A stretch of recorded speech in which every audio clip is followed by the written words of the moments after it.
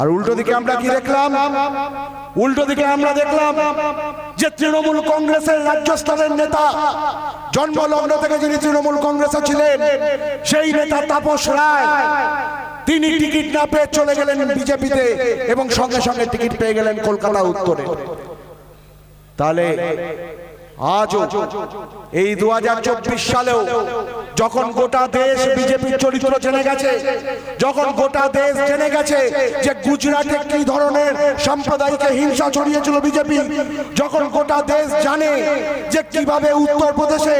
Bulldozer দিয়ে বিজেপির সরকার গরিব মানুষের বাড়িঘর গুড়িয়ে দিচ্ছে, যখন গোটা দেশ জানে কিভাবে ধর্মের নামে, জাতের নামে ভারতীয় জনতা পার্টি বিজেপি এমনকি আমাদের এই রাজ্যেও হিংসা বিদ্বেষ ছড়াচ্ছে, সেই সময় দাঁড়িয়ে এই রাজ্যে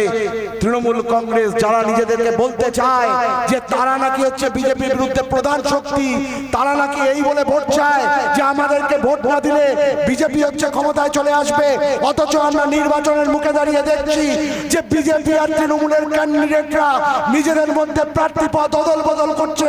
আমরা খবর পাচ্ছি বিভিন্ন স্থানীয় স্তরে কোথাও যেখানে বিজেপি শক্তিশালী সেখানে তৃণমূলের লোকেরা বলছে বিজেপিকে ভোট দাও, যেখানে তৃণমূল শক্তিশালী সেখানে বিজেপির লোকেরা বলছে তৃণমূলকে ভোট দাও। এই যে বোঝাপড়ার রাজনীতি, এই বোঝাপড়ার রাজনীতিকে একেবারে মাটি থেকে উপড়ে ফেলার জন্য আইএসএফ এর জন্ম হয়েছে, আর আইএসএফ এই শপথ নিচ্ছে যে তারা এই বোঝাপড়ার রাজনীতিকে হচ্ছে মাটি থেকে উপড়ে ফেলবে। আর তাই যারা আমাদের বিরুদ্ধে অপপ্রচার করছিলেন যে আজ যাদবপুর কেন্দ্রে আইএসএফ কে খুঁজে পাওয়া যাচ্ছে না,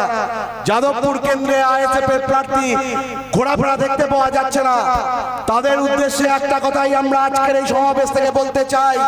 যে আজকের এই সমাবেশ যখন শেষ হবে, যখন এই সমাবেশে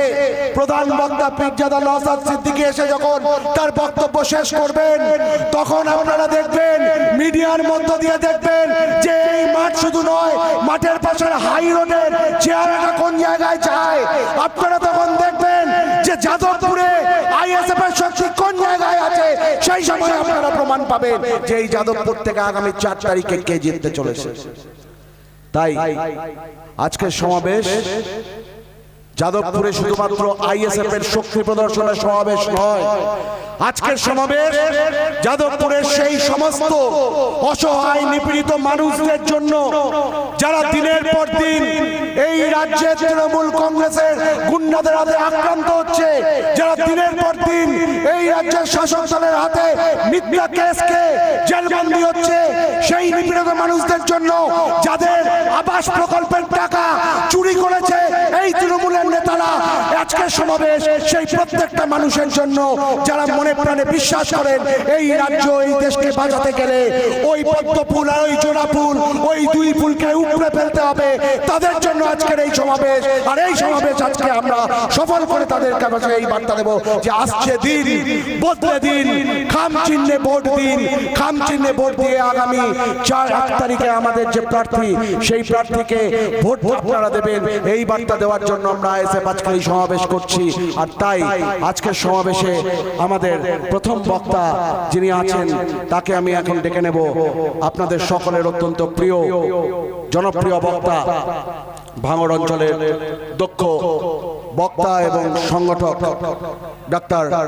টিকে মণ্ডলকে আমি আহ্বান জানাবো আজকের এই সমাবেশের প্রথম বক্তব্য রেখে আজকের সমাবেশের একটি সফল উদ্বোধন করার জন্য। তার আগে ডক্টর টিকে মণ্ডলকে উত্তরে দিয়ে বরণ করে নেবেন শানপুকুর অঞ্চলের আমাদের নেতৃত্ব আসাদুল ভাই। ইনকলাব জিন্দাবাদ, আইএসএফ জিন্দাবাদ, পীরজাদা নওশাদ সিদ্দিকী জিন্দাবাদ,